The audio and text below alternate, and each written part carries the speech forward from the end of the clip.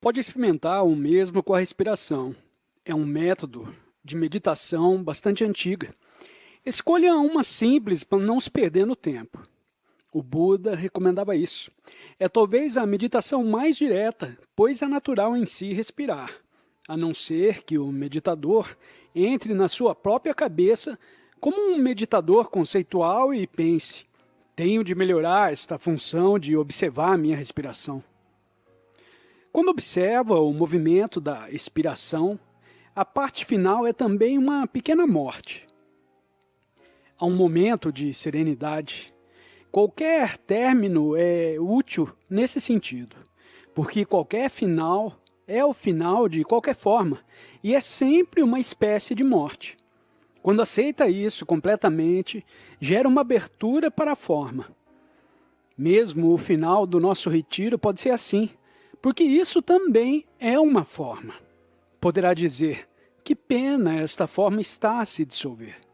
E quer agarrar-se à forma, a receita para a sua felicidade, não se apercebendo de que a verdadeira razão para esse encontro é ser sem significado e que, afinal, é o fim dele que o pode levar para além da forma. Assim, quando acolhe todos os finais na sua vida, adeus. E jum, as formas foram-se, mas a não forma estará lá na sua vida. A entidade egocêntrica trabalha de maneira oposta, detesta largar, quer guardar as coisas, porém elas estão a ir, vão e se foram. Se for suficientemente idoso, de forma a ver morte física acontecer em si, pode ser muito belo também aceitar isso. Não como pensamento: vou morrer em breve. Deixe apenas que isso se torne o presente, apenas isso.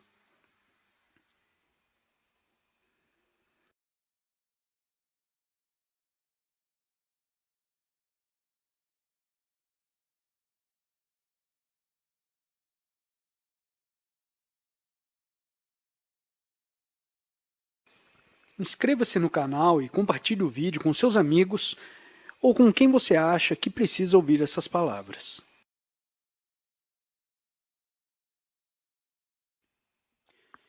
Pode um louco ter noção da sua iluminação? Não um louco. Questão boa essa. Há imagens maravilhosas do louco, pois é uma antiga figura mitológica. A carta do tarô, o tolo, por exemplo. Louco significa pessoa cujas capacidades mentais estão subdesenvolvidas. Eu diria que é alguém que não está encurralado nas estruturas comuns de pensamento compulsivo. Não porque tenha transcendido o pensamento compulsivo, mas porque não chegou sequer a este pensamento. Nesse sentido, essa pessoa já é iluminada. Não o estado de iluminação que temos vindo a falar aqui, mas aquele estado de ainda não estar aprisionado no pensamento e que tem muitas semelhanças com a iluminação. Poderemos dizer que ele ou ela não necessita de iluminação, dado que na sua própria maneira já o é. Na mitologia contemporânea, que são os filmes, há um belo exemplo na pessoa de Forrest Gump. Alguém cujas capacidades mentais estão subdesenvolvidas, mas que vive de uma forma geral, tal como uma pessoa iluminada viveria. Primeiro, ele não possui ego.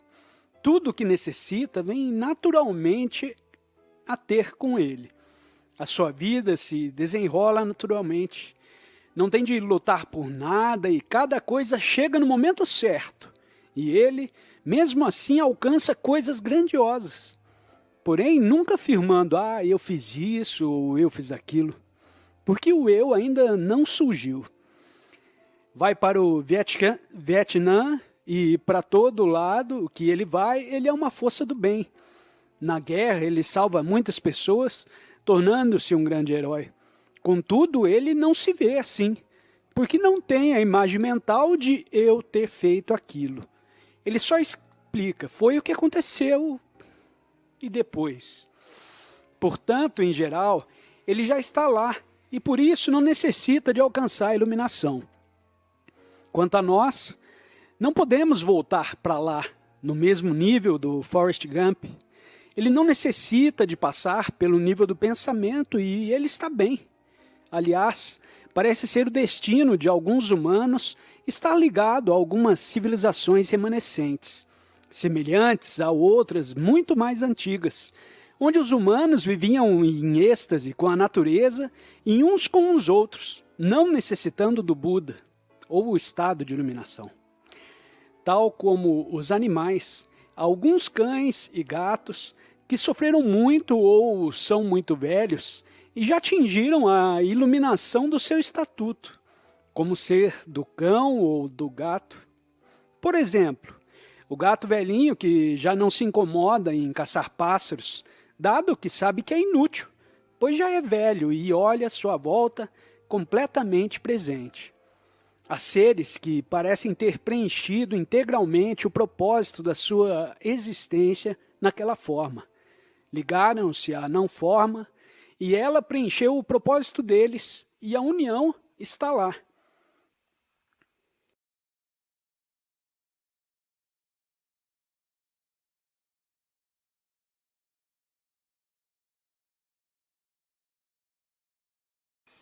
Inscreva-se no canal e compartilhe o vídeo com seus amigos ou com quem você acha que precisa ouvir essas palavras.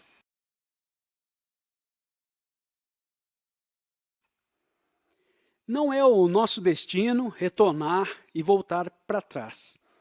Todos fomos, somos ou estamos no meio do caminho. Aqui, a maioria, como prisioneiros da mente. Por isso, não podemos nos transformar em tolos outra vez. Porém, quando passarmos para além do pensamento e na perspectiva da mente, parece que não sabemos mais nada. No ponto de vista conceitual, nos tornamos também loucos. Há muitas semelhanças entre a maneira como uma pessoa iluminada vive, pois transcendeu o pensamento, já não está encurralada no pensamento, e o modo como vive a pessoa que ainda não atravessou o estado evolucional de ser prisioneira do pensamento. Ela não tinha de experienciar isso. Por alguma razão, a consciência floresceu daí dessa forma, o que é muito belo. Porém, para nós, será transcender o pensamento para nos tornarmos, digamos, tolos de novo. Poderemos dizer que não nos tornamos o Forrest Gump, porque há um conhecimento que aparece quando transcendemos o pensamento. Há uma consciência que não estava lá antes, no estado similar ao da natureza. Há um reconquistador do estado natural anterior. Todavia, esse restaurar. A propósito, todas as antigas civilizações falam, por exemplo, do mito da Idade do Ouro. Na Índia, em quase todas as civilizações, onde houve um período no qual todos viviam em paz e felizes. O mundo era uma espécie de paraíso. Isso também está presente no início da Bíblia. Portanto, deve haver uma verdade antiga aqui. Há um estado natural que os humanos perderam. Aqueles que não o perderam, obviamente, não precisam de o conquistar, e estão bem. Porém, há um destino para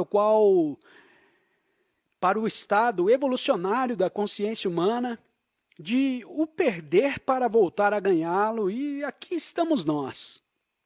Então, de uma maneira, esses humanos, os que transcenderam, olham para os outros humanos que ficam aprisionados no pensamento quando vivem afastados do momento presente, e não rotulam compulsivamente as coisas. Não são uma história ambulante, são bem simples. A necessidade de ser especial cai. Tornam-se completamente comuns, pois não precisam de projetar mais a sua especialidade, tentando encontrar a sua identidade lá. Já estão em contato com a preciosidade que a sua essência é. Não necessitam mais de procurar a especialidade na forma. Que liberdade surge para nós agora, que não precisamos de ser especiais para termos o sentido de quem somos. Assim nos tornamos comuns. Vocês têm essa bela expressão nas cenas de Daoist, o total abandono. O pequeno é um livro de sabedoria. É a expressão da vulgaridade ao seu vulgar, de se ser comum, não se projetando na necessidade de querer ser alguém. Pelo contrário, é feliz por ser ninguém. Isso parece bem louco no ponto de vista da nossa civilização. As pessoas podem olhar para si como sendo ninguém e isso é maravilhoso. A única pena, que não é pena, é de agora eu ter ficado conhecido através do ser que despontou em mim e que acabou por se projetar também em especialidade. Havia tanta beleza em ser totalmente comum e ninguém duvidava que eu era vulgar. As pessoas diziam, deve vê-lo, é tão vulgar. Apenas ser, viver no momento presente, nada poderia ser mais comum do que viver alinhado com o que quer que é o agora. É tudo o que tem que fazer. Um famoso ditado zen, cortar lenha transportando água, tem um significado muito profundo dizendo, os homens captam toda a sua existência. Zen, cortando lenha e transportando água. Duas das atividades mais vulgares naquele tempo. No nosso caso será diferente, pois a maioria já não corta lenha, atividade excelente por sinal. Fazemos outras coisas comuns. O que está a fazer nesse momento é para fazer nesse momento e apenas isso. Não há mais. Cortar lenha, droga. Transportar água, só isso. Paz, vida, não deixar que a mente interfira e diga quantos anos mais terei de cortar essa lenha. Se não fizer nada, continuarei preso aqui mais 10 anos a cortar lenha. A ilusão do tempo voltou agora, outra vez para nós. Porém, apenas no exterior, não aqui no interior. No lado externo, o relógio continua a clicar tic-tac, ou seja lá o que for nos tempos modernos. Isso não é o fim, não há fim. Isto não é o fim, mesmo no fim da forma. Depois do intervalo, voltaremos aqui para ficar algum tempo em silêncio, a não ser que algo aconteça.